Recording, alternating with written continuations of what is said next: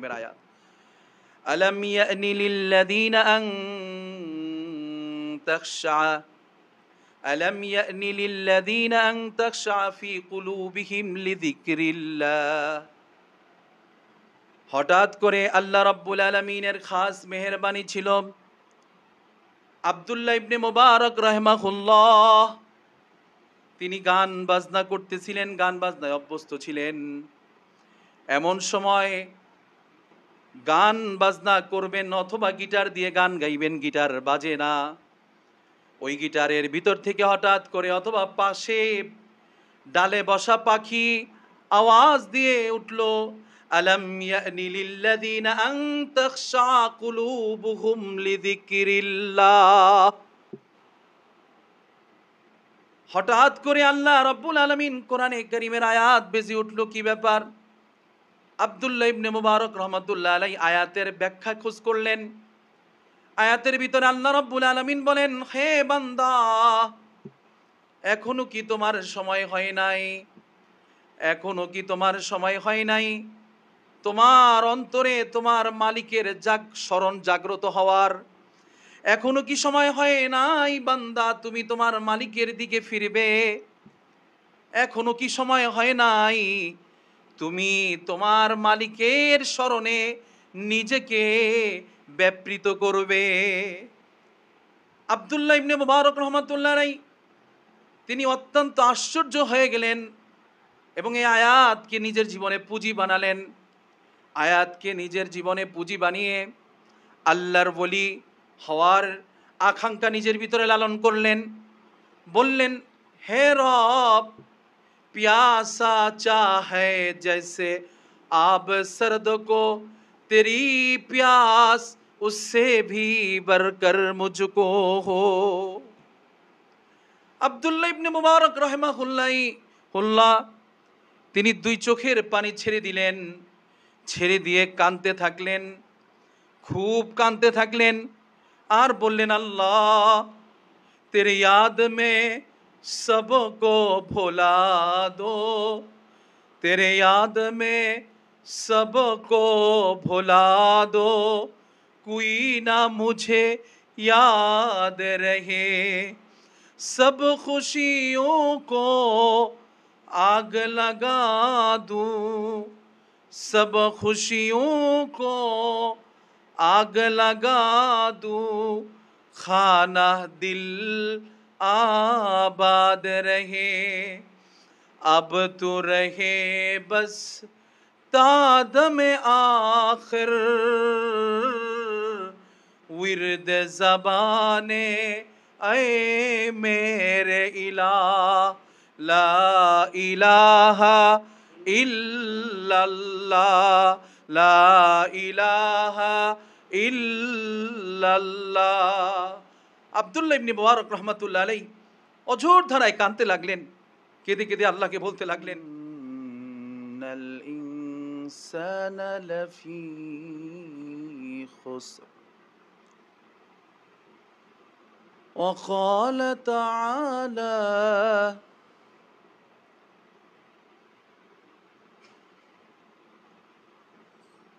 والذين آمنوا أشد حبا لله،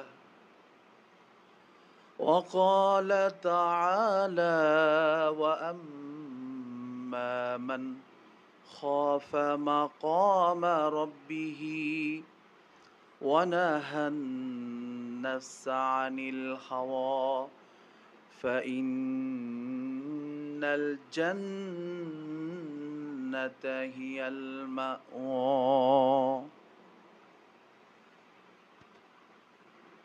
وقال رسول الله صلى الله عليه وسلم اتق المحارم تكن أعبد الناس، أو كما قال عليه الصلاة والسلام।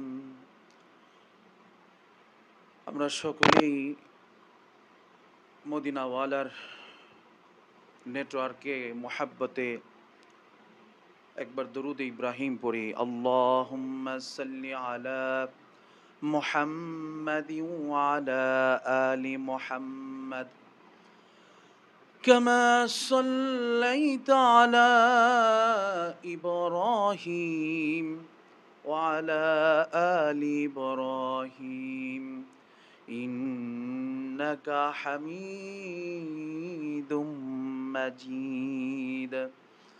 اللهم بارك على محمد وعلى آل محمد كما باركت على إبراهيم وعلى آل إبراهيم إنك حميد مجيد। या रब मेरी सोई हुई तकदीर जगा दे, या रब मेरी सोई हुई तकदीर जगा दे, आंखें मुझे दी है तो मदीना भी दिखा दे, सुनने की जो कुव्वत मुझे बख्शी है खुदावन, तेरे मस्जिद नबवी की अज़ाने भी सुना दे। बलगल उला बिकमालिही कशफत दुजा बिजमालिही हसूनत जमीअ खसालिही सल्लू अलैहि वालिही। আলহামদুলিল্লাহ, আল্লাহ পাকের অসংখ্য অগণিত শুকরিয়া যে মহান মালিক আমাদেরকে ইশারের নামাজের পরে অত্যন্ত মোবারক একটি মজলিসে, পৃথিবীতে এই মুহূর্তে খোঁজ করলে দেখা যাবে পৃথিবীর কোথাও না কোথাও মজলিস হইতেছে। কোনোটা চায়ের মজলিস, কোনোটা কফির মজলিস, কোনোটা গল্পের মজলিস, কোনোটা আড্ডার মজলিস, এরকম অসংখ্য ধরনের মজলিস পৃথিবীতে চলতেছে। আল্লাহ তাবারক ওয়া তাআলা আমাদেরকে এই মুহূর্তে পৃথিবীর একটা অন্যতম আল্লাহ তাআলার খাস মেহেরবানি, খাস রহম ও করম, আল্লাহ আমাদেরকে নেক এবং দিনের অত্যন্ত গুরুত্বপূর্ণ একটা সাবজেক্টের উপরে অত্যন্ত আজিমুশ-শান বরকতি এক মজলিসে বসার তৌফিক দিয়েছেন। এই মজলিসের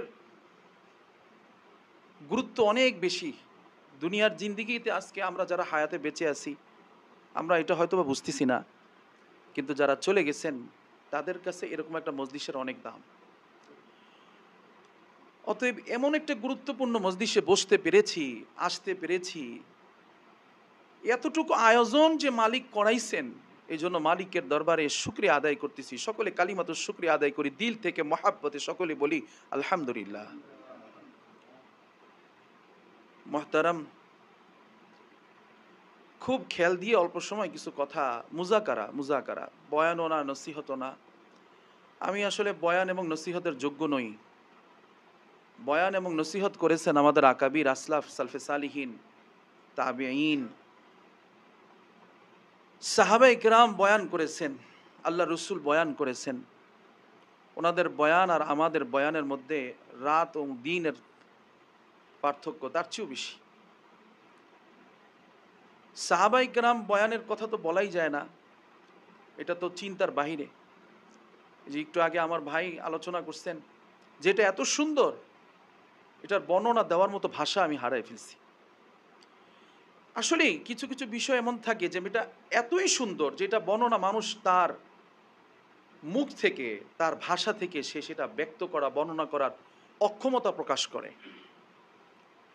তো সাহাবায়ে কেরামের বয়ানের নসিহতের তরজ এবং ধরন তো অনেক উঁচু, অনেক আলা, এটা চিন্তাই করা যায় না।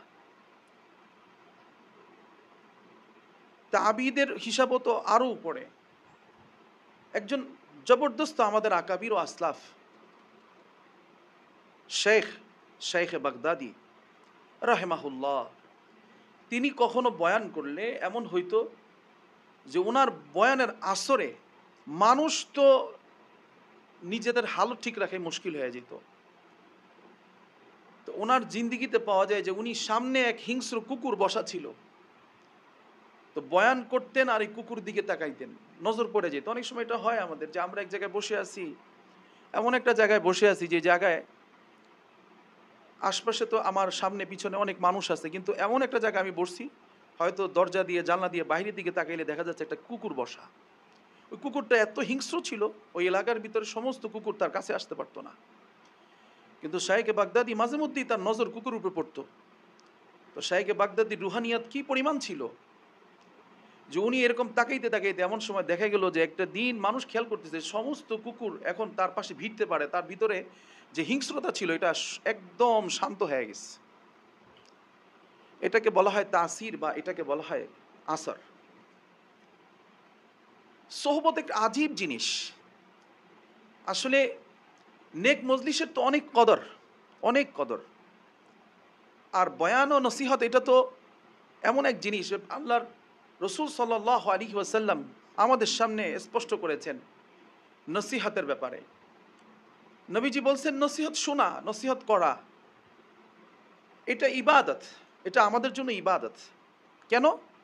পৃথিবীতে আল্লাহ তাআলা যত কিছু বানাইছেন, যা কিছু বানাইছেন সমস্ত আল্লাহ পাকের মাখলুকাতের ভিতরে সবচেয়ে বাঁকা যে মাখলুকটা, সে মাখলুকের নাম হলো ইনসান। আর ইনসানের দেহের ভিতরে যত কিছু বাঁকা আছে এটার ভিতরে সবচেয়ে বাঁকা হলো নফস। আর নফস নসিহত ছাড়া মোটে তাকে সোজা করা যায় না। নসিহত করা হয়েছে, নফস সোজা হইতেছে, আবার নসিহত বন্ধ হয়ে গেছে, নফস বাঁকা হইতে শুরু করছে। এই জন্য মানুষের তবিয়ত হচ্ছে, মানুষের অভ্যাস হচ্ছে তার নফসের তাবে হওয়া। তো নফস যদি বুজুর্গ হয়ে যায় তো মানুষ বুজুর্গ হয়ে যায়। কিন্তু নফসই এমন অবস্থা যে নফসের ভিতরে গুনার আসর পড়তে পড়তে পড়তে পড়তে ওটা কালো দাগ হয়ে গেছে, ওটা একদম অন্ধকারে ছেয়ে গেছে। মাসিয়াত হলো জুলমাতুন, অন্ধকার। জুলুম সবসময় অন্ধকার, আর নূরুন আলো। তো বয়ানের দ্বারা মানুষের দিলের অনেক জুলম, অন্ধকার, মরিচিকা এবং যে কালো দাগ পড়ে এগুলো আস্তে আস্তে দূর হইতে থাকে। জিকিরের দ্বারা দূর হইতে থাকে, কোরআনের তেলাওয়াতের দ্বারা দূর হইতে থাকে, নিবিড় সোহবতের দ্বারা, কোনো আল্লাহওয়ালা কোনো নেক মজলিসের সোহবতের দ্বারা এটা আস্তে আস্তে দূর হইতে থাকে। একদিন হয় না। একটা কাপড়ে ময়লা লাগছে, এক কাঁসাই এই কাপড় থেকে ময়লা সব দূর হয় না, সময় লাগে। এটার পিছনে মেহনত করতে হয়। মেরে মোহতারাম দোস্ত বুজুর্গ, খুব বোঝার বিষয় আজকের এই মাহফিল, এই মজলিস আসলে তথাকথিত বা সচরাচর যে সমস্ত মাহফিলগুলো হয় এরকম না, এটা একটু ব্যতিক্রম।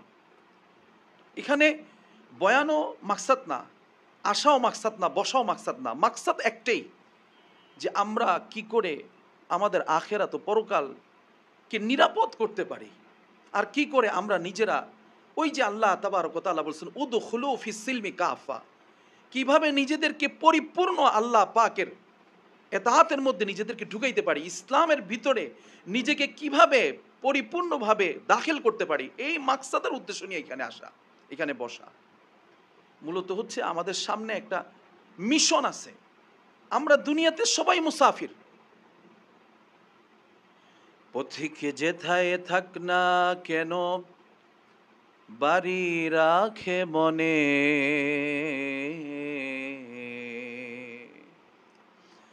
পথিকে যেথায় থাক না কেন বাড়ি রাখে মনে,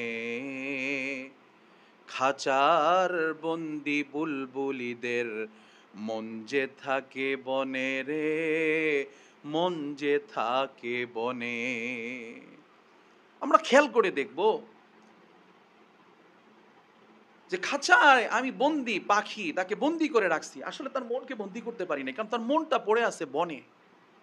তার মনত তৃপ্তি, স্বাধীনতা, একটা পাখির স্বাধীনতা বনে। জঙ্গল তার আবাস, জঙ্গল তার নিবাস। জঙ্গল থেকে ধরে নিয়ে আসছে শিকারী, কিন্তু ওই পাখিকে বন্দি করা হয়েছে খাঁচায়, কিন্তু আসলে সে ওইখানে বন্দি থাকলো, তার মনটা ওখানে বন্দি নাই। ঠিক তেমনি ভাবেই পথিক যে, সে নিজের বাড়ি গন্তব্য ভুলে যায় না। আজকে আমাদের এখানে বসা, আর এই বসার পিছনে মূল মাকসাদ, আমরা কেন দুনিয়াতে এলাম, এই হায়াত আমাদের কেন কেন আল্লাহ তাআলা আমাদেরকে হায়াত দিলেন। আগের জামানার উম্মতরা তো 700 বৎসর 800 বৎসর তারা হায়াত পেত। এত লম্বা হায়াত তো এখন নাই। এখন তো যুগ তো হলো স্ট্রোকের যুগ। কাম্মিন সহিহিন রাআইতু মিন সাকমিন যাহাবা নাফসুহু সহিহাতু ফালতাতান। সকালে আছে বিকালে নাই। কি হয়েছে ভাই? বলে উনি স্ট্রোক করে মারা গেছে। এমন একটা যুগ চলে আসছে বর্তমানে, আকস্মিক মৃত্যু, হঠাৎ মৃত্যু। আছে মানুষটা একটু আগে ছিল, বাজার করে আসছে, বলে মাগরিবের সময় একটি শোক সংবাদ, ইন্না লিল্লাহি ওয়া ইন্না ইলাইহি রাজিউন। তাহলে মানুষটা আসলো কোত্থেকে, আবার চলে গেল কোথায়? চোখের পলকে, যার ডায়েরিতে 10 দিনের, 15 দিনের, 20 দিনের না, 2, 4, 5 বছরের ডায়েরিতে অনেক কাজের সিস্টেম, অনেক কাজের অ্যাপয়েন্টমেন্ট দেওয়া ছিল, অনেক আয়োজন তার জীবনে ছিল, অনেক স্বপ্ন ছিল, অনেক জায়গায় কমিটমেন্ট দেওয়া ছিল, অমুক দিন এইটা, অমুক দিন এইটা। সমস্ত কমিটমেন্টগুলো কোথায় চলে গেল? কত জায়গায় তার অ্যাপয়েন্টমেন্ট দেওয়া ছিল, সমস্ত অ্যাপয়েন্টমেন্ট কোথায় গেল? তার কমিটমেন্ট আর অ্যাপয়েন্টমেন্ট, এটার অপেক্ষা কখনো মালাকুল মউত করে না। তার মানে হলো লোকটা আসছিল, লোকটা চলে গেছে। আশ্চর্য একটা ব্যাপার, আসার পিছনে সিরিয়াল ছিল, যাওয়ার কোনো সিরিয়াল নেই। এই জন্য আমাদের শাইখে বরুণা হজরত একটা কথা বলতেন, ভাটির দেশের মানুষ আমি, ভাটির দেশে ঘর, উজান দেশে কেউ নাই রে আমার, সবাই আমার পর। কাজের জন্য আসলাম আমি, উজান দেশের গাও, অকুল গাঙ্গের প্রথম তীরে বান্দিয়া থইয়া নাও। আমরা একটা জানাজার খাটিয়া বাঁধা আছে। এমনও তো হইতে পারে, এই যে গত কিছুদিন আগে আমরা জানি বন্যা কবলিত যে এলাকা, ভারত থেকে পানি ছেড়ে দিল, পুরো বাংলাদেশ বন্যায় ভেসে গেল। নোয়াখালী থেকে যত জায়গায় বন্যা হয়েছে, যত জায়গায় পানি জলোচ্ছ্বাস হয়েছে, পানি হয়েছে, মানুষের এমন অবস্থা হয়েছে, বন্যায় এমন দুর্গত অবস্থাগুলো, বনভাসী মানুষদের অবস্থা এমন ছিল যে মানুষগুলো যারা মারা গেছেন, আকস্মিক মৃত্যু হয়ে গেছে, কারো পানিতে মৃত্যু হয়েছে, কারো সাপে কাটায় মৃত্যু হয়েছে, বিভিন্ন হালতে মৃত্যু হয়েছে। মৃত্যু হওয়ার পরে লাশগুলোকে দাফন করার মতো মাটি পাচ্ছে না। মিডিয়াতে আসছে যে দাফন করার মতো মাটি নাই, এত পরিমাণ পানি, আর চতুর্দিকে পানি, যেখানে তাকাই শুধু পানি আর পানি। গত কয়দিন আগের বাংলাদেশের চিত্র।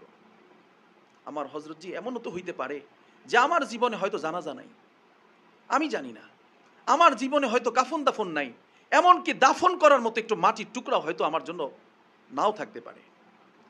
তাহলে আসলাম, আমার জীবনে অনেক স্বপ্ন নিয়ে আমি দুনিয়াতে এখন চলতেছি। আসলাম আমি একটা জগৎ থেকে, আবার যাচ্ছি আরেক জগতের দিকে। মাঝখানের যে সময়টুকু, এই সময়টুকু আমি কেন এলাম? আজকে আমি আপনাদের খেদমতে ছোট্ট একটা, একেবারে কোরআনে কারীমের ছোট্ট একটা সূরার নাম সূরা আসর। এই সূরার 2টা আয়াত আমি আপনাদের খেদমতে তেলাওয়াত করেছি। একটা আয়াত হলো ওয়াল আসর, আল্লাহ তাআলা শুরুতেই বলছেন সময়, কাল, যুগ এবং আসরের সময়ের, বিকালের যে সময়টা, আসরের যে সময়টা, এটার কসম খেয়েছেন আল্লাহ তাআলা। অর্থাৎ একটা দিনের শেষ স্তরের কসম খেয়েছেন আল্লাহ তাআলা। কসম খান, এটা আসলে আশ্চর্য বিষয় আমাদের কাছে মনে হইতে পারে, কিন্তু আল্লাহ তাআলা কসম খাওয়ার আল্লাহ পাকের একটা অন্যতম শান, যেই কথাটা মালিক তার গোলামদেরকে গুরুত্ব দিয়ে বুঝাতে চান যে এটার অনেক গুরুত্ব, আল্লাহ তাআলা নিজে ইন্ডিকেট করতেছেন যে এই কথাটা তোমরা মার্ক করো, এই কথাটাকে তোমরা মার্ক করো, যে এই সময়টা তোমাদের জন্য, এই জিনিসটা, যে কথাটা আমি বলতে চাইতেছি, পরবর্তী নসিহত যেটা করতে চাচ্ছি, এটা অত্যন্ত গুরুত্বপূর্ণ। এই জন্য আল্লাহ তাআলা কখনো কখনো গুরুত্ব বুঝাইবার জন্য কথার আরো অনেক বিষয় থাকে। রব্বে কারীমের এটা জুল জালাল, ইয়া মালিকুল মুলক ইয়া জুল জালাল, তিনার বিশেষ কারিশমা, তিনার বিশেষ কুদরত। তিনি কখনো কখনো বান্দাদেরকে তার নসিহত, তার বয়ান, আজকে আমাদের বয়ান না, আমরা আল্লাহর বয়ান শুনবো।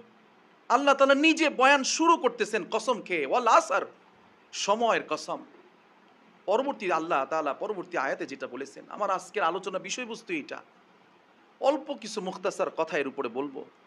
আল্লাহ তাআলা পরবর্তী আয়াতে বলতেছেন, ইন্নাল ইনসানা লাফি খুসর, নিশ্চয়ই মানুষ, শুধু মানুষ বলেন নাই, একজন মানুষ বলেন নাই, 100 জন মানুষ বলেন নাই, বরং সমস্ত মানুষের নিকে আল্লাহ তাআলা বলতেছেন নিশ্চয়ই সমস্ত মানুষ ক্ষতির মধ্যে শামিল, ক্ষতিগ্রস্ত।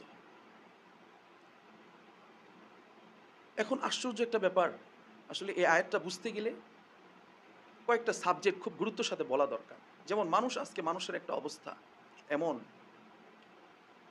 অনেক কিছু মানুষকে বোঝানো যায়, কিছু কিছু বিষয় আছে মানুষকে বোঝানো অনেক কষ্ট, এটা একটা চ্যালেঞ্জ, এই জিনিসটা বোঝানো অনেক চ্যালেঞ্জ। যেমন আজকে দুনিয়াতে মানুষ ব্যবসা বুঝে, অল্প সময় একটা মানুষকে ব্যবসা বোঝানো যায়, কিন্তু সুদের ক্ষতি বিষয়টা এটা বোঝানো যায় না, খুব কষ্ট। এটা যদি বোঝানো, একটা মানুষকে বোঝানো যেত বা বোঝানোর চেষ্টা করা হয় কোরআন এবং সুন্নাহর আলোকে, অনেক এটার ক্ষতি যত সাবজেক্ট আছে সব সাবজেক্ট চতুর্দিকে সব যদি তার সামনে তুলে ধরা হয়, এরপরও যে সুদখোর তাকে বোঝানো যায় না যে সুদটা ভয়ঙ্কর এক বিপদ।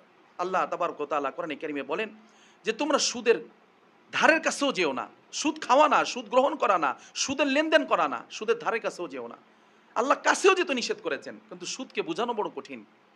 ঠিক তেমনি ভাবে একটা সাবজেক্ট জুলুম, এই জুলুম সবাইকে, যারা জুলুম করে না তাদেরকে বোঝানো যায়, যে মজলুম তাকে বোঝানো যায়, কিন্তু যে জালেম অসংখ্যবার তাকে যদি বলা হয় জুলুমের বিষয়টা তাকে বোঝানো অনেক সময়ের ব্যাপার, কষ্টের ব্যাপার, লম্বা একটা সময় লাগে তাকে এই বিষয়টা বোঝানোর জন্য যে জুলুম বড় ভয়ানক একটা বিষয়।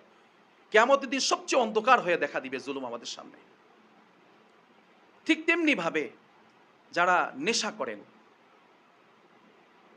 এইটাও একটা ভয়ঙ্কর লাইন।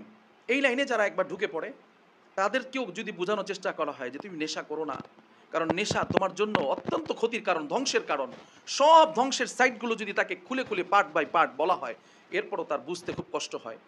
সকাল গেল যেমন তেমন, দুপুর গেল, বিকাল গেল, রাত্রে হলেই তার নেশা তাকে ডাকে, সে নেশাখোর। ঠিক তার যখন নেশার ঘোর কেটে যায়, সে আগের মতো আবার যখন নেশায় মত্ত হয়ে যায়, নেশার জন্য অস্থির হয়ে যায়, সে আবার নেশার পিছনে ছুটতে থাকে। এই সাবজেক্ট তাকে বোঝানো যায় না। ঠিক তেমনি ভাবে যারা জেনা করে, তাদেরকে জেনার সাবজেক্টটা বোঝানো অনেক কষ্ট, অনেক সময়ের ব্যাপার। যদি বলা হয় যে একটা দিনী মজলিসে আসো, তো দিনী মজলিসে ডাকলে, দিনী মজলিসের অবস্থা আজকে আমাদের এরকম যে আমরা যদি কাউকে দিনী একটা মজলিসে ডাকি, নেক একটা মজলিসে ডাকি, নেক সোহবতে ডাকি, তাহলে তাকে যদি ডাকা হয় যে আপনি 9টা বাজে এখানে উপস্থিত থাকবেন, তাহলে দেখা যায় সে এমন টাইমে সেখানে উপস্থিত হয় যখন মজলিস শেষ হয়ে যাচ্ছে, কারণ এই মজলিসের গুরুত্ব তো আমার কাছে নাই, এটা মজলিস শেষ তখন আমি উপস্থিত হলাম, এটা আমাদের সচরাচর, এটা আমাদের মধ্যে হয়। কিন্তু যদি কাউকে বলা হয় যে আজকে রাত্রে অমুক জায়গায় টুর্নামেন্ট হবে, খেলা হবে, অথবা এরকম কোনো লোভনীয় গুনাহের অফার যদি দেওয়া হয়, কথার কথা যারা জেনায় অভ্যস্ত তাকে যদি বলা হয় যে আজকে রাত্রে অমুক জায়গায় আসলে সম্মিলিত এভাবে জেনা করা যাবে, তো দেখা যাবে যদি ওখানে টাইম থাকে 12টায়, যারা মাস্তি করে, মৌজ মাস্তি করে, নাইট ক্লাবে আনন্দ ফুর্তি করে, যদি বলা হয় যে নাইট ক্লাবের কার্যক্রম শুরু হবে রাত্র 2টায়, তো সেই সেখানে 10টা বাজে গিয়ে বসে থাকবে। এমনকি শুধু এটা তো একটা অত্যন্ত ভয়ঙ্কর বিষয়, একটা নাজুক বিষয় বলা যাইতে পারে, যেটা মানুষ, এই যে বর্তমানে এখন যে বিপিএল আইপিএল খেলাধুলা চলতেছে, এইটাই যারা মত্ত, নেশায় যারা বিভোর, খেলাধুলা দেখা, তারা এই খেলা দেখার জন্য টিভির সামনে রিমোট নিয়ে 2-4-5 ঘন্টা আগে গিয়ে বসে থাকে। খেলা শুরু হবে হয়তো 8টায়, সে আগে বিকাল থেকেই খেলার জন্য টিভির সামনে উপস্থিত। তার মানে হচ্ছে দুনিয়ার কিছু সাবজেক্ট আছে যেটা মানুষকে বুঝাইতে বেশি সময় লাগে না। ঠিক তেমনি ভাবে দুনিয়ায় কিছু গুনাহের কাজ আছে, যে গুনাহের কাজগুলো অত্যন্ত ভয়ঙ্কর, যেটা মানুষের জন্য বরবাদি এবং ক্ষতির কারণ, শুধু দুনিয়া না আখিরাতেও ক্ষতির কারণ। কে না জানে যে জেনা করলে এইচআইভি পজিটিভ ভাইরাসের আক্রান্ত হওয়ার সম্ভাবনা আছে, এই রোগে আক্রান্ত হওয়ার সম্ভাবনা আছে, এটা সারা পৃথিবী জানে, তারপরও হরদমে জেনা জায়গায় জেনা চলতেছে। কে না জানে এই বিষয়টা যে যারা সুদ খায়, সুদের যে যতগুলো গুনাহ ধারাবাহিকভাবে আল্লাহ তাআলা বর্ণনা করেছেন, তার মধ্যে অন্যতম গুনাহ হচ্ছে নিজের মার সাথে বিবাহ বন্ধনে আবদ্ধ হওয়া আর আল্লাহ রসুলের বিরুদ্ধে যুদ্ধ ঘোষণা করা। সমাজ একদম ধ্বংসের দ্বার প্রান্তে পৌঁছে যায় সুদের কারণে। সমাজে বৃষ্টি বন্ধ হয়ে যায়, চেহারা বিকৃতি ঘটতে থাকে, মানুষের ভিতরে মিল মহব্বত কমতে থাকে, এবং আযাব গজবের জন্য একটা এলাকা, যেই এলাকায় সবচেয়ে বেশি সুদের লেনদেন হয়, ওই এলাকা আযাব গজবের জন্য উপযুক্ত হতে থাকে। কে না জানে এই বিষয়গুলো? তারপরও সুদের কাজ কারবার প্রকাশ্যে না হলেও এখন গোপনেও চলতেছে। মোবাইল সুদ চলতেছে, মোবাইলের মাধ্যমে জুয়া চলতেছে।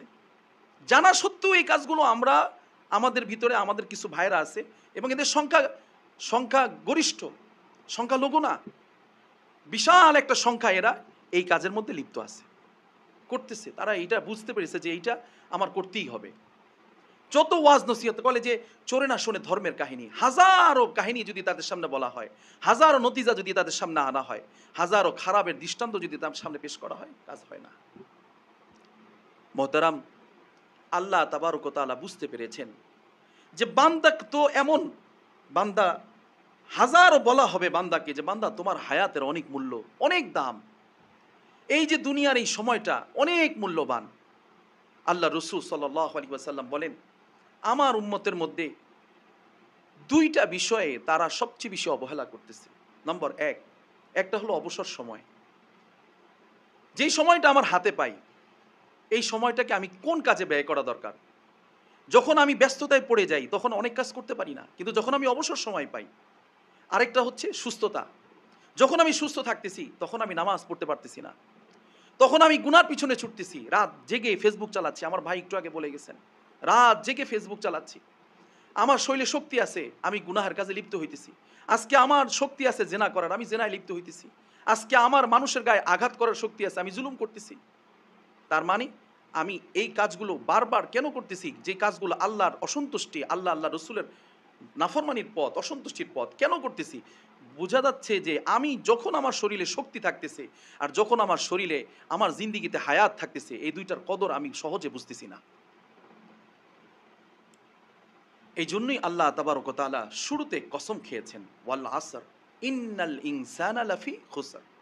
আল্লাহ তাআলা নিজে বলতেছেন, হে আমার বান্দারা, পৃথিবীর যত মানুষ আছে, যত ইনসান আছে, সমস্ত ইনসান ক্ষতিগ্রস্ত। তাফসীরের ভিতরে লেখেন, এই যে ছোট্ট একটি সূরা, সূরার নাম সূরা আসর।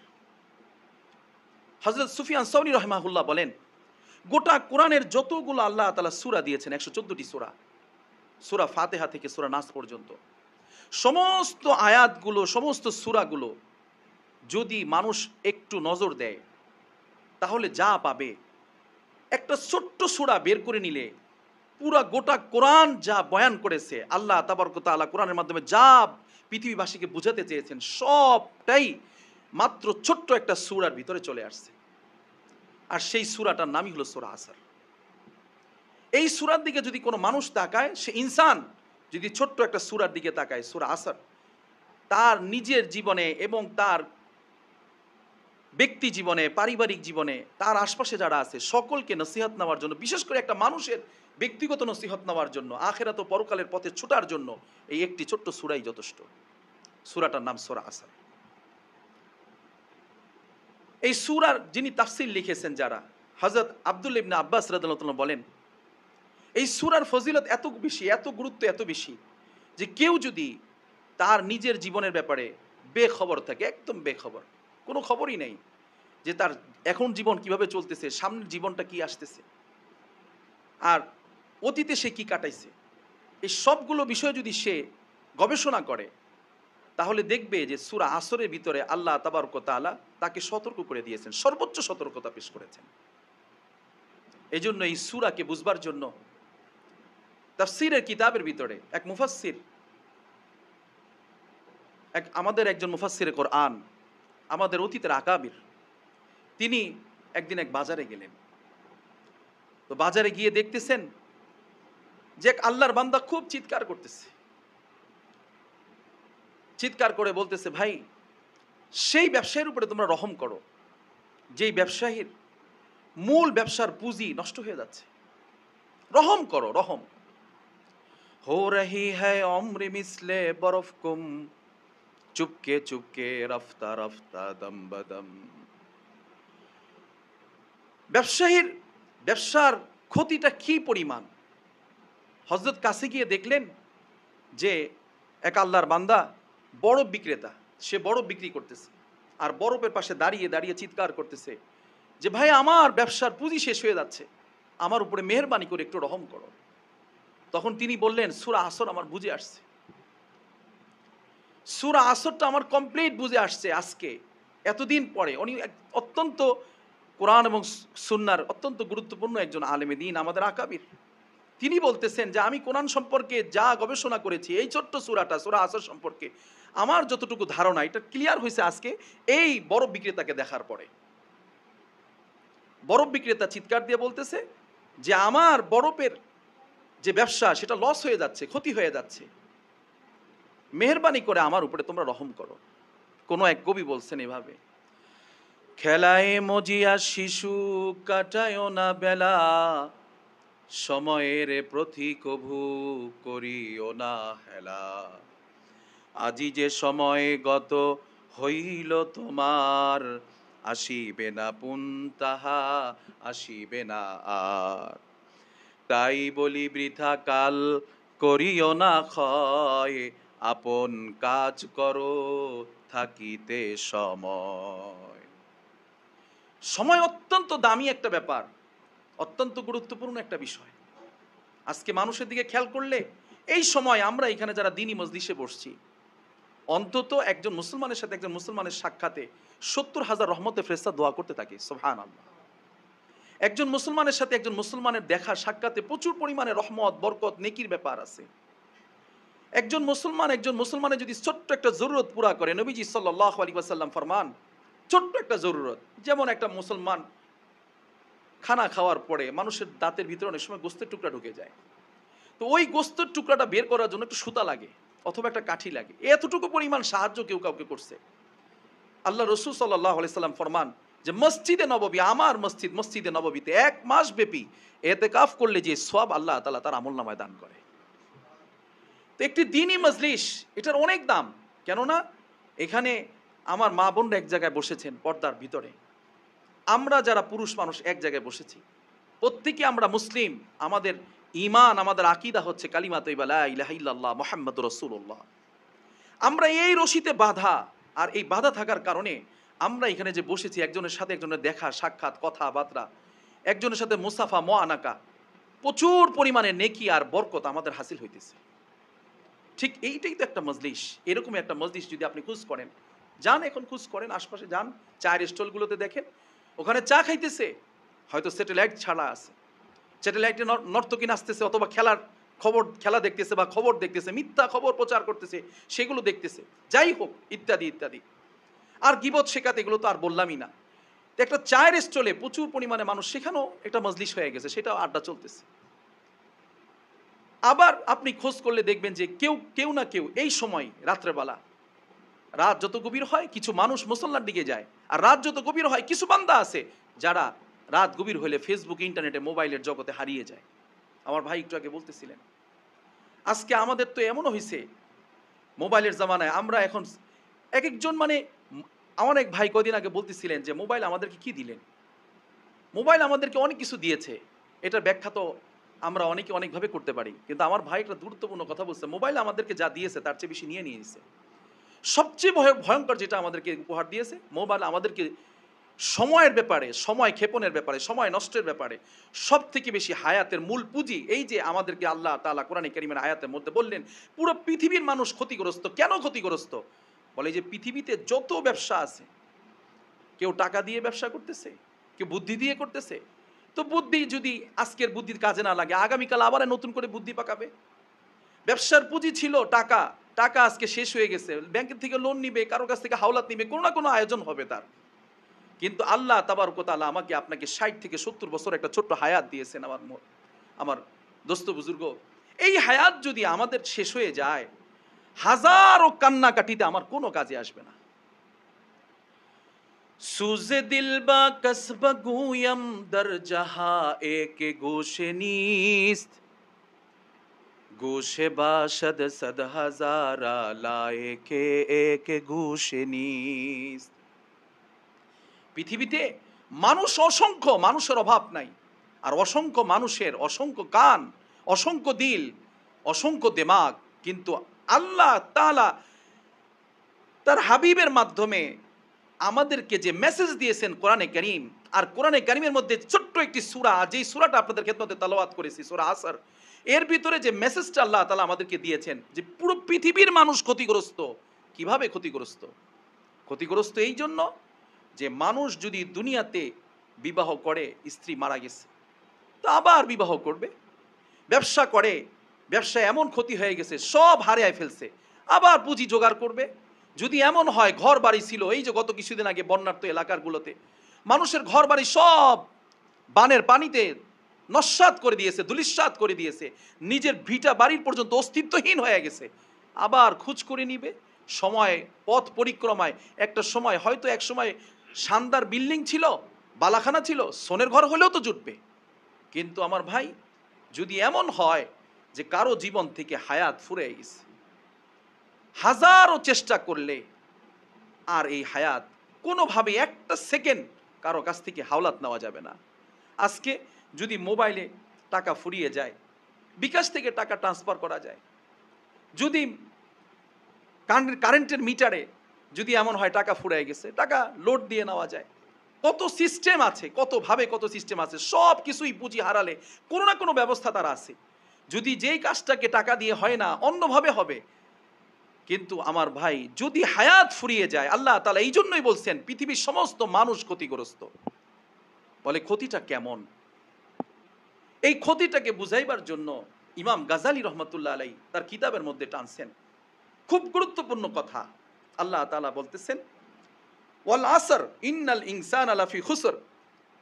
এই ক্ষতিটাকে বুঝাইবার জন্য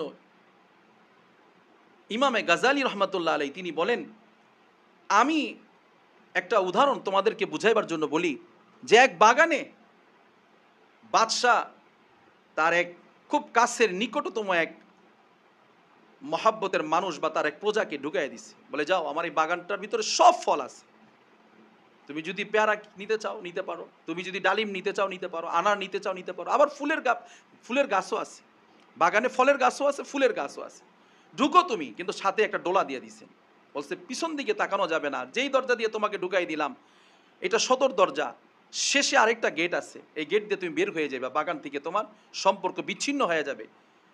কিন্তু মাঝখানে যতগুলো ফল আছে, ফলের বাগান আছে, তোমার যেই ফলটা নিতে মনে চায় তুমি ওই ফলটা পছন্দ মতো নিয়ে নাও, ডোলা তোমার একটাই।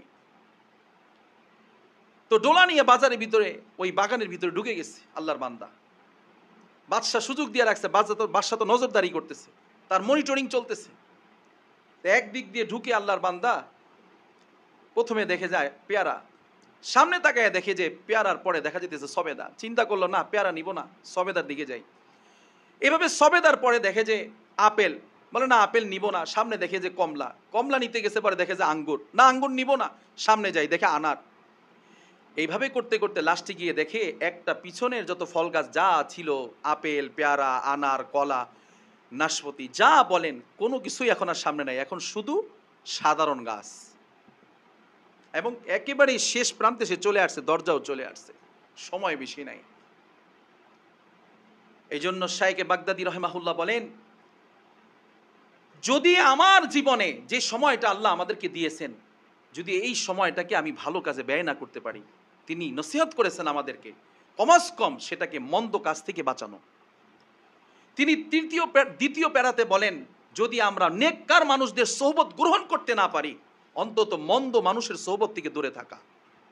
সৎসঙ্গে স্বর্গবাস, অসৎসঙ্গে সর্বনাশ। কেননা আমার জিন্দিগিতে এমন হইতে পারে, ইয়া আইয়ুহাল্লাযীনা আমানুত্তাকুল্লাহ ওয়া কুনু মা'আস সাদিকিন, আমি কোন সত্যবাদী বান্দার সাথে উঠা বসা করতেছিলাম ধারাবাহিকভাবে, এমনও হইতে পারে যে আমার 30-40 বছরের গুনার অভ্যাস পরিত্যাগ হয়ে গেছে, কোন ফাঁকে যেন আমি আল্লাহওয়ালার প্রেমে পড়ে গেছি, আল্লাহওয়ালার প্রেম থেকে আল্লাহর প্রেমে পড়ে গেছি, বা জুজে তেরে না আয়ে আয়ে মেরে মাওলা মুঝে হুসনে নজর দে, এমন এক নজর তৈরি হয়ে গেছে, এখন নজর পুরো বদলে গেছে। মেরে মোহতারাম দোস্ত বুজুর্গ, খুব বোঝার বিষয়, যখন এই বাগান শেষ হয়ে গেছে, বান্দা পেরেশানিতে পড়ে গেছে, হাই করলামটা কি, পিছনে তো ভালো ভালো ফলের বাগান, ফল ছিল, সে ফলগুলো আমি কেন গাছ থেকে ছিঁড়ে নিলাম না, ডোলা তো আমার খালি। কবি বলেন, बागी दुनिया में ना होगा कोई हमसा बदनसीब, आए थे इस बाग में और खाली दमाहले चले। এই পৃথিবীতে আমরা তো সকলেই খালি হাতে আসছিলাম। মায়ের পেট থেকে আমাদের যাত্রা শুরু হয়েছিল। আহকামুল হাকিমিন, পৃথিবীর বাদশা, আমার হায়াতের বাদশা, আমার জীবনের বাদশা, পৃথিবীর সমস্ত মাখলুকের একমাত্র মালিক আহকামুল হাকিমিন, তিনি নজরদারিতে রাখছেন, মনিটরিং এ রাখছেন। আমাকে 60-70 বছরের একটা মেমোরি কার্ডের হায়াত দিয়ে দিছেন। হায়াত দিয়ে বলেছেন যাও, মসজিদও আছে, মন্দিরও আছে, যাও, এখানে গানের আওয়াজ আছে, গানের মজলিসও আছে। আবার ওই যে জিকির আজগারের অল্প কয়েকটা বান্দা, মনে রেখো আমি কালিল বলেছি, আমার কোরআনে কারীমের আয়াত বুঝতে পারে খুব কম সংখ্যক বান্দা, আমার শুকর গুজার করে খুব কম সংখ্যক বান্দা, আমার নেক পথে চলে, নেককারদের সোহবত গ্রহণ করে খুব কম সংখ্যক বান্দা, আর জান্নাতেও যাবে খুব কম সংখ্যক বান্দা। বিশেষ করে আল্লাহ তাআলা কালিলের কথা বলছেন, কাসির বলেন নাই। আল্লাহ তাআলা বলেন যাও, আমার কিছু বান্দা থাকবে যারা সকলেই যদি সিনেমার দিকে দৌড়ায়, সিনেমা থেকে বের হয়, কিন্তু আমার কিছু বান্দা থাকবে তারা রাতের আধারে গোপনে গাঠুরি নিয়ে, জায়নামাজ নিয়ে, আলাদা আমার প্রেমের এক মেহনতের মধ্যে সব সময় সে নিজেকে মত্ত রাখবে। সুবহানাল্লাহ, সুবহানাল্লাহ। দেখো তাদের মধ্যে তুমি শামিল হইতে পারো কিনা। আল্লাহ সুযোগ দিয়ে দিয়েছেন। বলে এখানে বিষ গাছও আছে, এখানে ভালো ফল গাছও আছে, আবার মন্দ ফলও আছে। ওই যে আদম আলাইহিস সালামকে শয়তান, ইবলিস শয়তান গন্ধম খাওয়াইয়া দিল। আদম আলাইহিস সালাম 350 বছর কাঁদলেন। আল্লাহর প্রেম আর ভালোবাসায় নিজের জীবনের হায়াত, তো নবী তো হায়াত বুঝে ফেলছেন।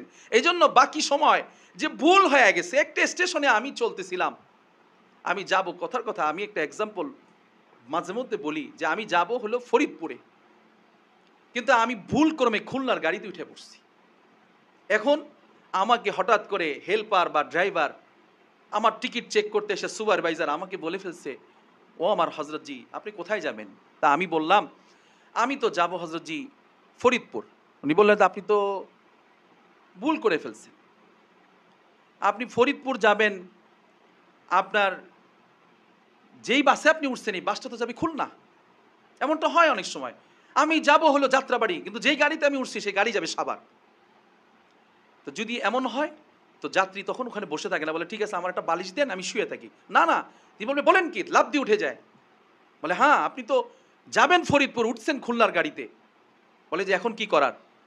এই কথাটাই শায়েখে বাগদাদী রহিমাহুল্লাহ বলেন, জুনায়েদ বাগদাদী রহমতুল্লাহ আলাইহি বলেন, কেউ যদি বলে আমার বয়স তো 20 বছর, আমি তো পুরো 20 বছর গুনার পথে কাটাইলাম। কেউ যদি বলে আমার বয়স তো 30 বছর, আমি তো পুরো 30 বছর নিজেকে শেষ করে দিলাম। কেউ যদি বলে আমার মতো 40 বছর আমার বয়স, আমি 40 বছর পুরো জিন্দিগিটাই আমার গুনার পথে আমি শেষ করে দিলাম। কেউ যদি বলে না 40ও না, 30ও না, 50ও না, 60 বছর আমার বয়স হয়ে গেছে, হাই হাই, আল্লাহ রসুল সাল্লাল্লাহু আলাইহি ওয়াসাল্লাম বলেন আমার উম্মতের গড় আয়ু, আমার উম্মতের সাধারণ হায়াত 60 থেকে 70। এখন তো বর্তমান মানুষ 50, 60 ও 70ও যাচ্ছে না। বর্তমান যুবকরা অল্প বয়সে স্ট্রোক করে করে মারা যাচ্ছে। যুবকদের মৃত্যুর হার বেশি বর্তমানে। এটা মিডিয়ার প্রচার, মিডিয়ার কভারেজ, মিডিয়ার ভিতরে শিরোনাম উঠে আসতেছে যে যুবকরা প্রায় সময় বিভিন্ন জায়গাতে খোঁজ খবর নিলে, মিডিয়াতে, পত্রপত্রিকায় দেখবেন যুবকদের মৃত্যুর হার বেশি। বরঞ্চ এখন আপনি অনেক বৃদ্ধ মানুষ পাবেন 80 উপরে বয়স, যুবকদের চেয়েও তরুতাজা এবং হাঁটার গতি অনেক ভালো। বিশেষ করে যে সমস্ত বৃদ্ধ মানুষ বলবে যে আমার বয়স 60 বছর, কোন আল্লাহর বান্দা যদি এটা বলে, জুনায়েদ বাগদাদী রহমাতুল্লাহ আলাইহি তিনি বলেন, বলে হ্যাঁ এখনো সুযোগ আছে, আপনি তো ভুল রং সাইডেও যদি চলাফেরা করে থাকেন, ভুল গাড়িতে উঠে থাকেন, এখন সুযোগ আছে। তো এক 60 বছরের যুবক বৃদ্ধ মানুষ বলতেছে জুনায়েদ বাগদাদীকে, বলে আমার তো 60 বছর বয়স, তো পুরো গুনাই কাটলো। 60 বছর পুরো জিন্দিগি তো আমি হারাম কাজে লিপ্ত ছিলাম, 60 বছর জিন্দিগি তো আমি আল্লাহর পুরো নাফরমানি করেছি, আল্লাহর গোলামি করতে পারি নাই, এখন কি করার? জুনায়েদ বাগদাদী আমাকে বলেন। জুনায়েদ বাগদাদী রহমাতুল্লাহ আলাইহি বলেন হ্যাঁ সুযোগ আছে। যদি আপনি চান আজকে থেকে ওয়াল্লাযীনা জাহাদু ফিনা লানাহদিয়ান্নাহুম সুবুলানা ওয়া ইন্নাল্লাহা লামাআল মুহসিনিন, আজকে থেকে যদি আপনি ফিকির করেন, এরাদা করেন, ইচ্ছা করেন, আর দৌড় দিতে হবে। গাড়ি খুলনার দিকে রওনা দিছে, আপনি বলবেন না আমি লাস্ট পর্যন্ত যে যাইতে থাকি, দেখা যাক কি হয়। না, এখনই বলতে হবে ভাই গাড়ি থামান, আমাকে নামায় দেন। আমি ফের ফরিদপুরের গাড়ি খোঁজ করে স্টেশনে গিয়ে হইল কিছু কদম হেঁটে, গাড়িতে, রিক্সায়, ঠেলা গাড়ি হোক, যেইভাবে ভ্যান গাড়ি হোক, আমি কোনো না কোনোভাবে ফরিদপুরে গাড়ি ধরবো, ফরিদপুরে আমার গন্তব্যে আমি পৌঁছবো। তাহলে আশা করা যায় যে দুনিয়ায় বান্দা 60 বছর হয়ে গেছে, 40 বছর হয়ে গেছে, কিন্তু সে বুঝতে পারতেছে না 40টা বছর তার গুনায় কাটছে, 40টা বছর তার পরকীয়ায় কাটছে, 40টা বছর তার সুদে ঘুষে কাটছে, 40টা বছর তার বিভিন্নভাবে অন্যায় কাজে পাপাচারে কাটছে, বেনামাজি হালতে কাটছে, জিকিরে কাটছে, তেলাওয়াতে কাটছে। বলে এখন কি করার? আল্লাহ তাবারক ওয়া তাআলা এই কথাটাই বুঝাইতে চাইছেন যে তোমার জীবনে তোমার যে হায়াত, এটা অত্যন্ত মূল্যবান, অত্যন্ত দামি। তুমি মনে করতেছো তোমার জীবন এমনিই চলতেছে, দুনিয়া খাও লও ফুর্তি করো, না। আল্লাহ তাআলা বলছেন আমি তোমার কিন্তু একটা মেমোরি কার্ড দিয়ে দিছি বান্দা।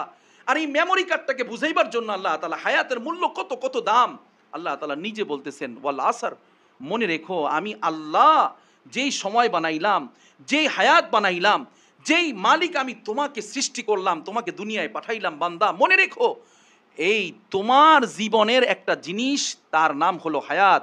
যে হায়াতটা যুগ সময়ের পথ পরিক্রমায় কেটে চলছে, তুমি কাটো আর না কাটো, সে তোমাকে কবরের দিকেই নিয়ে যাইতেছে। এই জন্য মনে রাখতে হবে আমার মেরে মহতারাম দোস্ত বুজুর্গ, এই আয়াতের মধ্যে যে আল্লাহ ক্ষতির কথা বললেন, এই ক্ষতিটা স্বাভাবিক ক্ষতি না, সাধারণ ক্ষতি না, এটা অত্যন্ত ভয়ানক ক্ষতি। যে ক্ষতিটা কেমন? যদি বান্দা এমন হয়েই যায় যে বান্দা তার সুযোগ ছিল, ওই যে বাদশা বলেছে যে তোমার সুযোগ, তুমি এখন ফল নাও, আল্লাহ তাআলা মনিটরিং করতেছে, সুযোগ দিয়ে দিছে যে তুমি এখন কোন পথে চলবা। ওই যে আমাদের হযরত বলেছেন, কাজের জন্য আসলাম আমি উজান দেশের গাও, অকুল গাঙ্গের প্রথম তীরে বান্দিয়া থইয়া নাও। কাজের জন্য মানে এখানে কি আমি এই ডিজে পার্টি করতে আসছি? এখানে কি আমি নাচ গান করতে আসছি? এখানে আমি সুন্নত তরিকে ব্যবসা করতে আসছি? এখানে আমি সুন্নত তরিকা বিবাহ করতে আসছি? এখানে আমি ফজরের নামাজ জামাতে পড়তে আসছি? এখানে আমি রাতে তাহাজ্জুদ পড়তে আসছি? এখানে আমি কোরআনের তেলাওয়াত করতে আসছি? এখানে আমি এই দ্বীনি মজলিসে বসার জন্য আসছি? আল্লাহ রাসূল সাল্লাল্লাহু আলাইহি ওয়াসাল্লাম ফরমান, আব্দুল্লাহ ইবনে মাসউদ রাদিয়াল্লাহু তাআলাকে কেন্দ্র করে বলতেছেন আল্লাহ রাসূল, হে আমার সাহাবীরা, হে আমার উম্মতরা, শোনো, এমন একটা দিন আসবে 2টা রাকাত নামাজের জন্য তুমি আফসোস করবা, মারাত্মক আফসোস করবা। তুমি একবার সুবহানাল্লাহর জন্য মারাত্মক আফসোস করবা, 2টা আয়াতের জন্য তুমি মারাত্মক আফসোস করবা।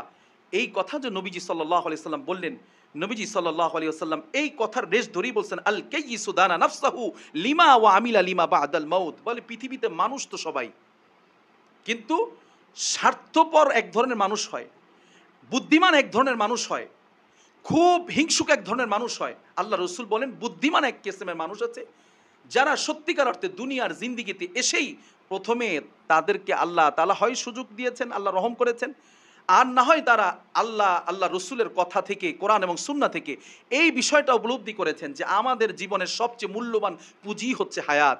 এই হায়াতটাকে যদি কাজে না লাগাইতে পারি, তাহলে আমার দুনিয়াও শেষ, আখিরাতও শেষ।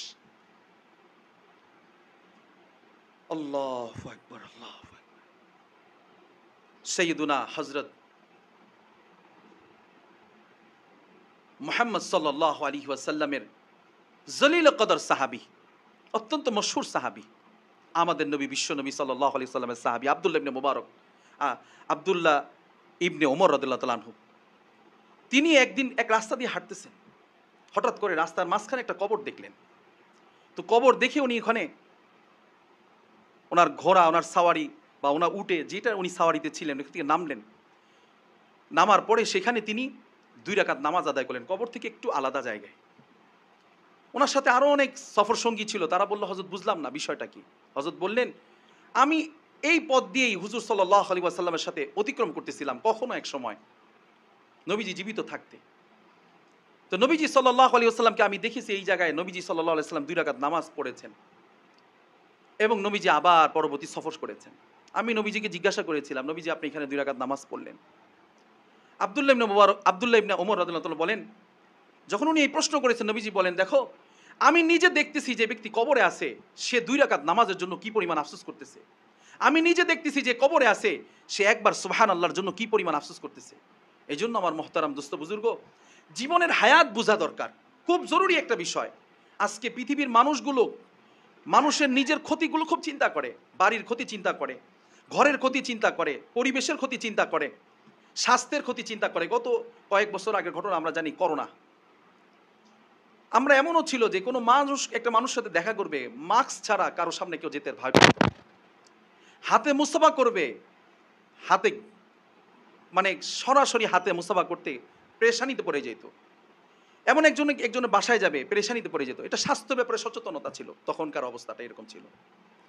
কিন্তু এই স্বাস্থ্যের জন্য আমাদের যতটুকু সচেতনতা আছে, পয়সার জন্য যতটুকু সচেতনতা আছে, দুনিয়ার সফলতার পিছনে ছুটতে গিয়ে যতটা সচেতনতা আছে, নিজের ঘর বাড়ি সব কিছু সাজাইতে গিয়ে যেই পরিমাণ সচেতনতা আছে, আখিরাতের ব্যাপারে আমাদের ওই পরিমাণ ফিকির আর সচেতনতা নাই। এই জন্য আব্দুল্লাহ ইবনে মুবারক রহমতুল্লাহ আলাইহি, আল্লাহ পাকের এক বান্দা, আজিমুস শান এক আল্লাহ পাকের জবরদস্ত এক আলেমে দিন, হাদিসের উজ্জ্বল নক্ষত্র তিনি ছিলেন। জীবন তো চলতেছিল, ওই যে আমি বলতেছিলাম যে কোনো কোনো সময় এমন হয় যে জীবন এইভাবে চলতেছে। জুনায়েদ বাগদাদিকে যে আল্লাহর বান্দা বলতেছিল যে আমার জীবনে 60টা বছরই গুনাহ কাটলো, এখন কি আমার উপায়?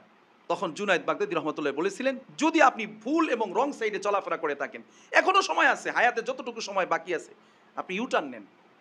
আপনি এই গাড়ি থেকে নেমে যান, যেহেতু এই গাড়িটা আপনার ভুল রং সাইডে চলছে, আপনি খুলনায় যাবেন না, আপনি যাবেন ফরিদপুরে, আপনি নেমে আপনার মূল গন্তব্যে আপনি চলা শুরু করেন।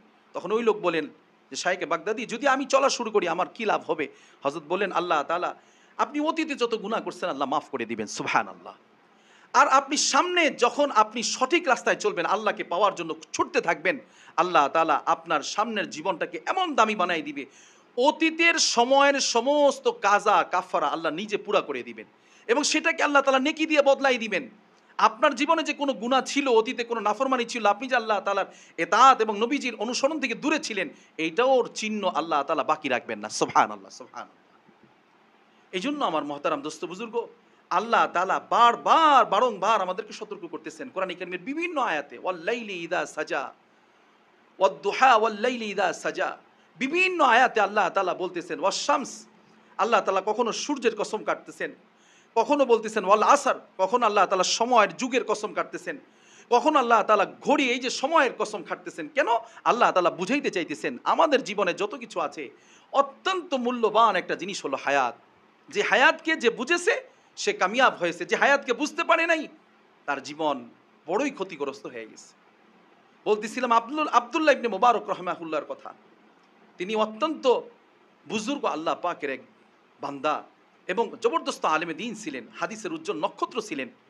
ওই যুগের আলেমরা বলতেন, হযরত ইমাম মুহাম্মদ রহমতুল্লাহ আলী বলছেন যে আমার সময় আমি যত আল্লাহ ওয়ালাদেরকে দেখেছি, আমি আব্দুল্লাহ ইবনে মুবারক রহমতুল্লাহর মতো মানুষ আমি দেখি নাই।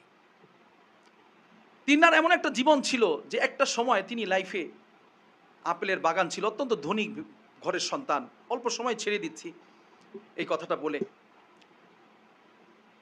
অত্যন্ত ধনী ঘরের সন্তান, আপেলের ছোট্ট একটা বাগান ছিল। সেই বাগানে তিনি প্রায় সময় ভালো সঙ্গীত বিশেষজ্ঞ ছিল, গান গাইতেন, গিটার বাজাইতে পারতেন। আমাদের সময় আমাদের অনেকেই এরকম আছে যে জীবনটাকে কিভাবে কাটানো দরকার সেটা সে বুঝে না, যার দরুন বাবা মা ওই টাইপের একটা গিটার কিনে দিচ্ছে, গান বাজনা করতেছে। তো এরকম অনেকে আছে বিভিন্নভাবে গুনাহের পথে গান বাজনা মৌজ মাস্তি করে জীবন শেষ করে দিতেছে। আব্দুল্লাহ ইবনে মুবারক রহমতুল্লাহ আলাইহি যখন দেখলেন যে আমার জীবনে, ওনার জীবনে গান বাজনা খুব ভালো লাগে, উনি গান বাজনা করতেন, আপেলের বাগান ছিল, আপেলের বাগানে গিয়ে গান গাইতেন, কখনো কখনো মদও পান করতেন। কিন্তু একদিন আল্লাহ তাআলা, ওনার বাবা মা ওনার জন্য খুব দোয়া করতেছিলেন, কান্নাকাটি করতেছিলেন। অনেক আল্লাহওয়ালাদের জীবনে এরকম ঘুরে আসা হয়েছে যে দেখা গেছে যে তারা একটা সময় গিয়ে ভুল পথে চলতেছিলেন। বিশর হাফি এক বড় বুজুর্গ আল্লাহওয়ালার নাম, তিনি অনেক সময়টা ভুল পথে চলতেছিলেন, জীবনের অনেকটা পথ। কিন্তু হঠাৎ করে একদিন বাবা মায়ের দোয়ার কারণে হোক, আল্লাহ পাকের রহমের কারণে হোক, হায়াত বুঝতে পেরেছেন।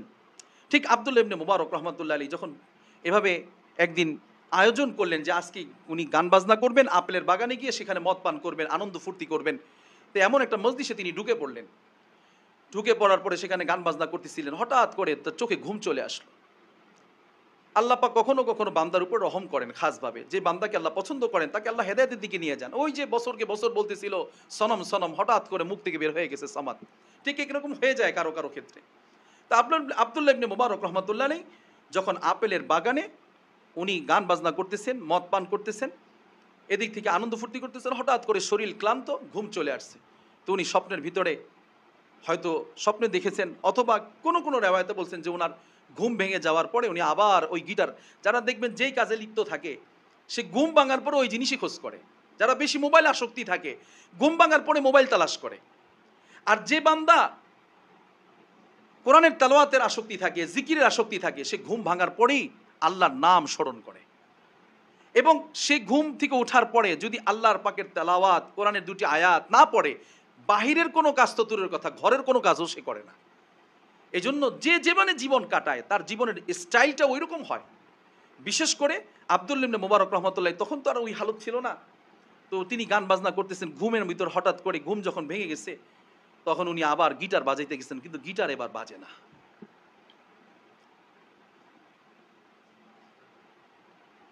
বুস্তানুল মুহাদ্দিসিন গুরুত্বপূর্ণ একটি কিতাব, সেই কিতাবের মধ্যে শাইখে বাগদাদি ওনার লিখনি উনি নিয়ে আসছেন এটার ভিতরে, যে হযরত বলেন যে এই কিতাবের ভিতরে আসছে যে আব্দুল্লাহ ইবনে মুবারক রাহমাতুল্লাহ আলাইহি যখন গিটার বাজাইতে গেছেন, এখন গিটার বাজে না, বারবার গিটার বাজানোর চেষ্টা করতেছেন। উনি গিটার মেরামত করতে পারতেন, গিটার মেরামত করে আবার চেষ্টা করেছেন, লাস্ট পর্যন্ত রাগ আসছে, গিটারটা আছাড় দিছে। ওই গিটার থেকে আল্লাহ পাকের মেহের বলছেন, পাশে একটা গাছের থেকে ডালে বসা একটা পাখি, হয়তো সেই পাখির জবান থেকে খুলে গেছে একটি কোরআনে কারীমের আয়াত, আলাম ইয়ানি লিল্লাযীনা আন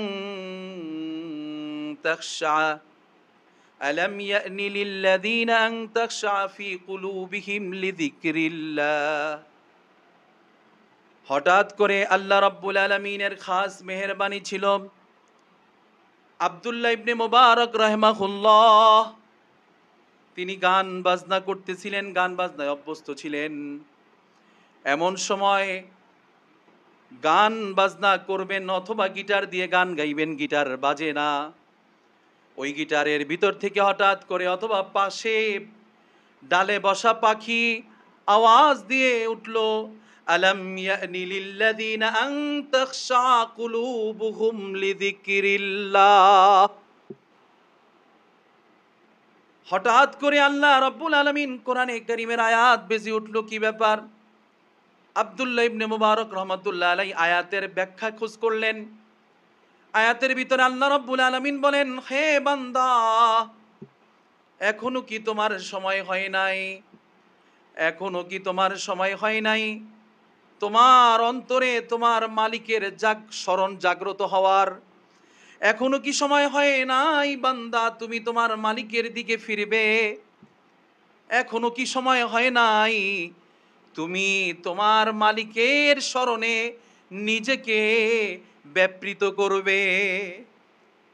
আব্দুল্লাহ ইবনে মুবারক রহমাতুল্লাহ আলাইহি তিনি অত্যন্ত আশ্চর্য হয়ে গেলেন এবং এই আয়াতকে নিজের জীবনে পুঁজি বানালেন। আয়াতকে নিজের জীবনে পুঁজি বানিয়ে আল্লাহর ওলি হওয়ার আকাঙ্ক্ষা নিজের ভিতরে লালন করলেন। বললেন, হে রব, प्यासा चाहे जैसे आब सर्द को तेरी प्यास उससे भी बढ़कर मुझको हो।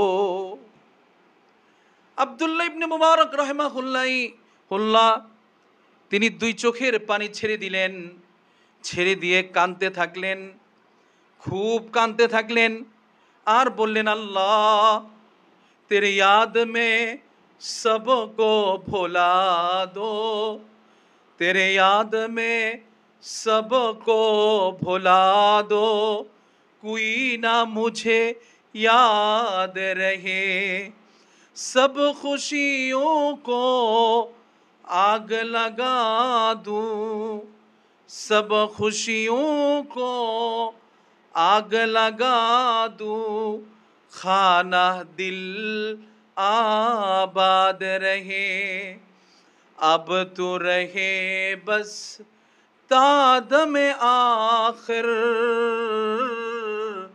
विर्द ज़बाने ऐ मेरे इलाह, ला इलाहा इल्लल्लाह, ला इलाहा ইল্লাল্লাহ। আব্দুল্লাহ ইবনে মুবারক রাহমাতুল্লাহ আলাইহি অঝোর ধারায় কাঁদতে লাগলেন, কেঁদে কেঁদে আল্লাহকে বলতে লাগলেন, হায় মাওলা, আমার সময় হয়ে গেছে, না আমি ভুল পথে হাঁটছি, 30 বছর আমি আমার জীবনটাকে নষ্ট করে ফেলেছি, 40টা বছর আমি আমার জীবনটাকে বরবাদ করে দিয়েছি। আজকে থেকে আমি তওবা করলাম মালিক, আমি আজকে থেকে কোরআন এবং সুন্নাহ, জীবন্ত 3 জিনিসের নাম। 1 নম্বর হলো জীবনটাকে ইলমে দ্বারা সাজানো, নম্বর 2 হলো নেক আমলে সাজানো, নম্বর 3 হলো নেক সোহবতে সাজানো। আমার হযরতজি এই যে ছুটলেন, তিনি ইমাম আবু হানিফা রহমতুল্লাহের মতো মানুষের ছাত্র বনে গেলেন এবং তিনি অনেক বড় বড় আল্লাহওয়ালা বুজুর্গদের সোহবতে গিয়ে নিজেকে তৈরি করলেন। ইমাম আহমদ ইবনে হাম্বল রহমাহুল্লাহ বলেন, আমি একটা দিন যদি চেষ্টা করতাম যে আব্দুল্লাহ ইবনে মুবারক রহমতুল্লাহর মতো চলতে চাই, ওনার মতো আখলাক গড়তে চাই, আমি দেখলাম আমার যুগে এরকম শ্রেষ্ঠ মানুষ আর হয় না। কি ছিল মানুষটা, কোথা থেকে কোথায় চলে গেছে। এই জন্য আমার হযরতজি মনে রাখবেন, আমার সাথে মোবাইল আছে, হয়তো অ্যান্ড্রয়েড দামি সেট আছে, আমার ঘরে সুযোগ আছে, কম্পিউটার আছে, গোপন গুনাহ করার সুযোগ আছে, আমার সামনে সুদের টেবিলে সুদের টাকার লেনদেন আছে, কিন্তু যেই দিন বান্দা বুঝবে আমার হায়াতের মূল্য কত, সে চাইলেও ওই অ্যান্ড্রয়েড সেটে হাত দিতে পারে না, রাত্রে সে ফেসবুকে হাত দিতে পারে না। যদি সে বুঝে ফেলে যে হায়াতের মূল্য কত, সে চাইলেই নামাজবিহীন সময় এক জায়গায় বসে আলাদা সময় গল্প গুজবে কাটাতে পারে না, আড্ডাবাজি করতে পারে না, সিনেমা হলে কোশ্চিনকালও ওই বান্দা যেতে পারে না, যে জানে তার হায়াতের মূল্য কত। এই জন্যই কোনো কবি আমাদেরকে এভাবে বলেছেন, খেলায় মজিয়া শিশু কাটায়ও না বেলা, সময়ের প্রতি কভু করিও না হেলা, আজি যে সময় গত হইল তোমার, আসিবে না পুন তাহা আসিবে না আর, তাই বলি বৃথা কাল করিও না ক্ষয়, আপন কাজ করো থাকিতে সময়। আল্লাহ তাআলা আমাদেরকে এই ছোট্ট মজলিসে অল্প সময়ে কিছু ভাঙাচোরা কথা, অনেকদিন পর আল্লাহ পাকের মেহেরবানি, লম্বা একটা সময় বয়ান এবং দ্বীনি মজলিস থেকে দূরে থাকার সুযোগ মানুষের অনেক সময় হয়ে যায়, পরিস্থিতির কারণে হয়, সময়ের কারণে হয়, দুনিয়াবি পেরেশানির কারণে হয়, বিভিন্ন হালতের কারণে হয়। আমার হযরতজি আল্লাহ তাআলা দোস্ত, মেরে মোহতারাম দোস্ত বুজুর্গ, অনেক দিন পরে আল্লাহ পাকের মেহেরবানি যে আমরা ছোট্ট একটা দ্বীনি মজলিসে বসার সুযোগ পেয়েছি। এটা অবশ্যই নিঃসন্দেহে এই সময়টুকু, যতটুকু সময় আমরা আল্লাহ তাআলার দ্বীনি কথা, কোরআন এবং সুন্নাহ থেকে হায়াতের উপকারী কথাগুলো শুনলাম, আল্লাহ তাআলা আমাদের এই সময়টাকে কবুল করেন, সকলেই বলি আমিন। মেরে মোহতারাম দোস্ত বুজুর্গ, আমরা অল্প সময়ের মধ্যে দোয়া করব। তার আগে একটা বিষয় বলি, আমাদের এই মজলিসটা ইনশাল্লাহ নিয়মিত হবে। বিশেষ করে এই মজলিসটা আমি আমার এই বাসাতে আমি আসছি বেশ 8 মাস চলতেছে রানিং। আমরা এই বাসাতে আসার পরে এই মজলিসটা একেবারেই এর বাসায় আসার আগে থেকেই বন্ধ হয়ে গেছে। প্রতি মাসে চলতো আলহামদুলিল্লাহ, এবং